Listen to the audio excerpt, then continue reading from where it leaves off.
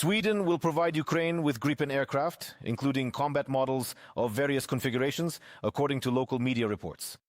According to journalists, the Prime Minister is expected to announce this decision today during a visit to a military base in Uppsala. Kiev and Stockholm are also expected to begin negotiations on the purchase of a newer version of Swedish fighter jets. Ukraine will be able to pay for them using EU loans. In total, this concerns 100 or even more combat aircraft. Swedish Gripens can carry missiles capable of striking targets at a distance of 100 kilometers. A full refueling and rearming takes only 10 minutes. In addition, these aircraft can use short runways, including sections of highways. More than 250 combat engagements took place on the front lines on Wednesday.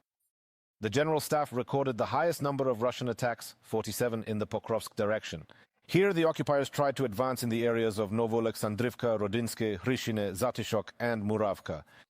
There were 27 battles in the Huliaipol sector.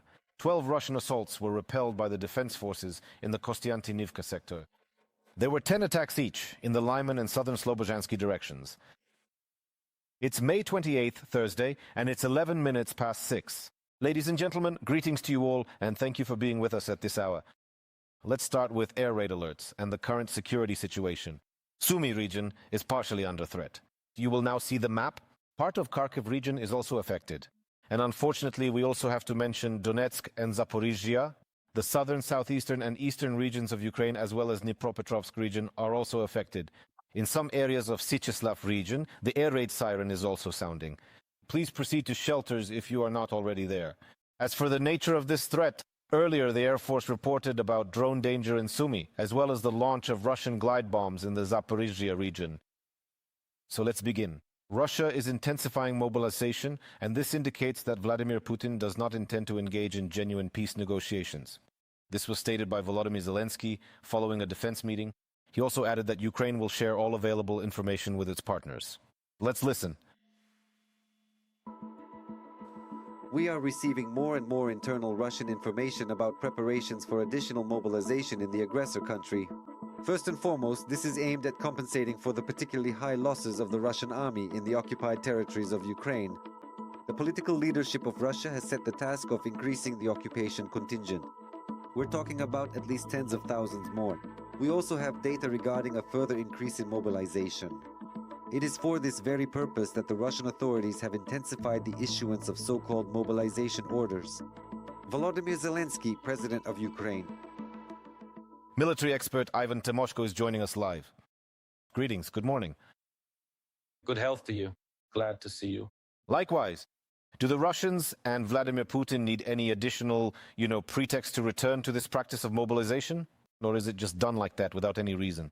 I mean, if they need to, they just announce it and go ahead. No, well, a pretext is actually needed, and justification for the regions is also needed. The reason lies in this, in why they have not yet announced a large-scale general mobilization in Russia in an open format. After all, they are afraid that the lack of dialogue and total coercion could lead to internal, I wouldn't say uprisings, but to a loss of control over the local population. This in turn causes continuous migrations and conflicts. They understand that this will lead to the disappearance of fear among Russians who have been mobilized into the army, making them less afraid to stay in it.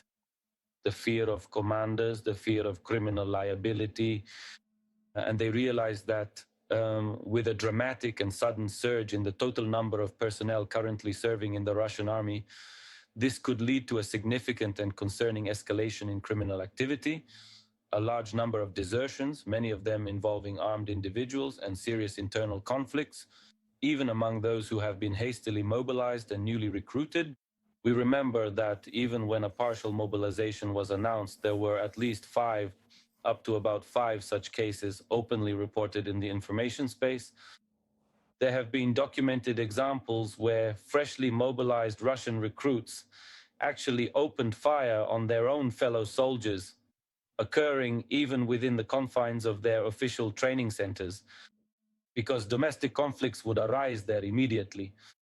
And there were, in fact, losses of dozens of people at once, all at once, wounded, killed. They shot at each other with machine guns on the training grounds, killed each other in internal disputes, and so on. Plus, there were cases, some even caught on film, where, in the literal sense of the word, soldiers beat Russian officers. And when this happens on a much larger and more significant scale, it will inevitably lead to very serious conflicts, especially when considering the undeniable fact that the overall popularity of Russia's ongoing war against Ukraine right now is drastically and fundamentally different from the high level of popularity and widespread support for Russia's war against Ukraine back in the year 2023. Right now, the level of support has absolutely decreased and the war is already on Russian territory. So Putin is now looking for some kind of unifying idea or theme, so to speak, in order to at least justify mobilization with a sharp increase in recruitment. And they are also looking for ways and maneuvers to continue the mobilization. We can now say that in addition to recruiting for contract service, mobilization is still taking place in Russia.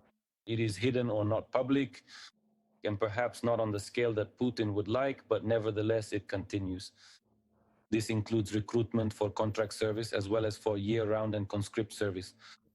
This also includes the conscription of so-called reservists. So right now everything there is really well hidden, because essentially every Russian who is registered with the Russian Military Enlistment Office automatically becomes, so to speak, a reservist, even without knowing it.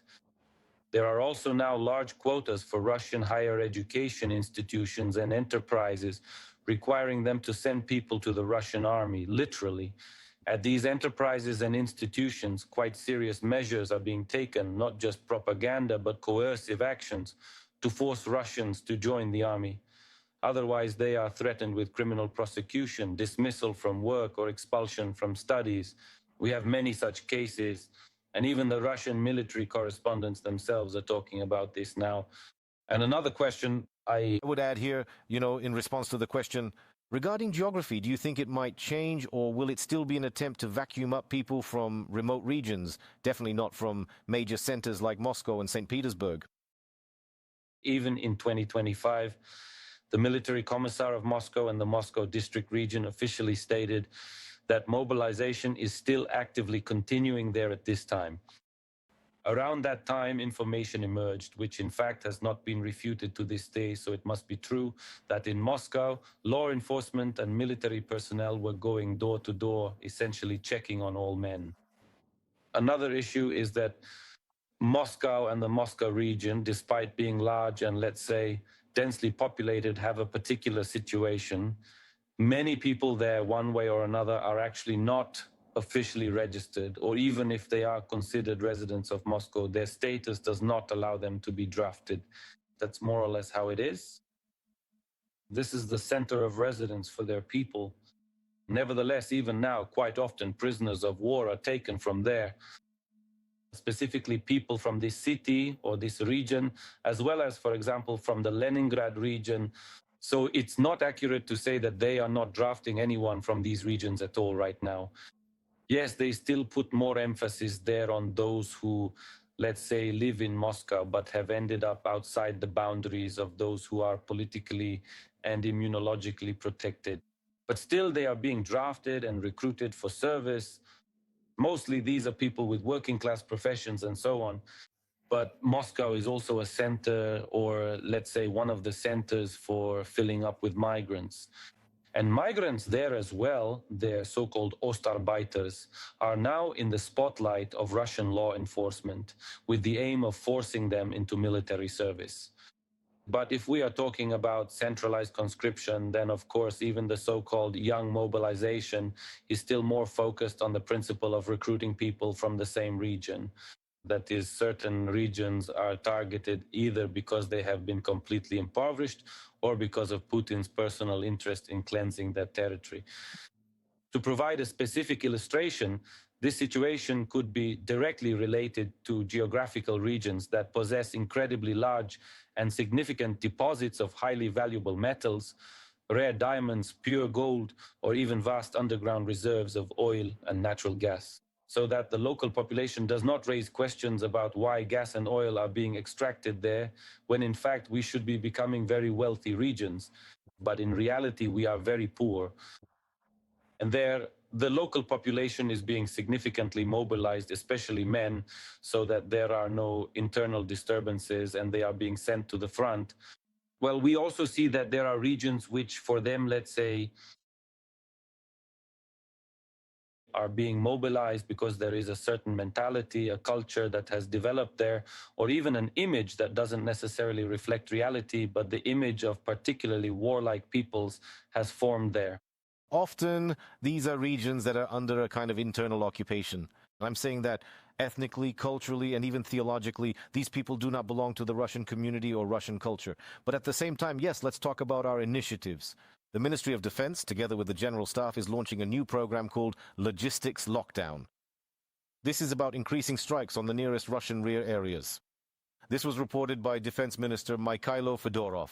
According to him, the cost of advancing for the Russian army must rise, and the main pattern is the more enemy logistics are destroyed, the fewer assaults will take place on the battlefield. Therefore, the task of the Ukrainian military is to increase pressure on the enemy in the rear and deprive them of the ability to conduct active offensives. So, here you have it, a logistical lockdown, and in fact this is a joint initiative of the Ministry of Defense and the General Staff. What will be the main objective? You know what's good about this? In reality, when such a statement is made, we need to understand that it doesn't come out of nowhere. That is, at the very least, there is a developed strategy. This is the General Staff, and the implementation of this strategy is carried out by the troops, by all the defense forces. And this means that the Ministry of Defense can fulfill this need for weapons, equipment, and relevant procurements, because that's exactly what the ministry mainly does, ensuring our logistics, purchasing the necessary property as well as supplies, even software, and a number of other things. To put it more clearly, we can say that in this specific case, the military structures are strategically integrated together for the express purpose of destroying the enemy's logistics and supply lines. And such a statement must always be based on a certain foundation, on certain material support, since it will require confirmation. Well, I think as for confirmation, especially over the past week, we not only hear about it, but actually see a great deal of it. Moreover, on the Russian side, their war correspondents and military personnel are starting to complain that essentially reaching the front line at a distance of up to 100 or even more than 150 kilometers has become very, very difficult for them, and in many directions almost impossible. That is, even at a distance of 100 kilometers from the front line, they already have to disperse their transports. In other words, they can no longer approach in a convoy of 2, 3, 5, or even 10 vehicles, nor can they cross this so-called zone, the zone of destruction. So now, for example, they have to avoid traveling during the day, only move at night, hide their vehicles, and disperse them. We understand what impact this has. In addition to the direct material losses caused by the disruption of their logistics, there are also indirect losses, confusion, conflicts, and a loss of mobility in terms of supplies, because they start looking for alternative routes. They start getting confused with the routes. Transport begins to stop, for example, simply because the amount of fuel allocated for specific vehicles was miscalculated. So, as a matter of fact, we are dealing not only with losses, but also with a significant and troubling lack of predictability. That is to say, they simply do not possess any clear information about exactly when and where certain equipment will be delivered. This is a factor that also matters a great deal in this situation. Thank you, Ivan, for the conversation.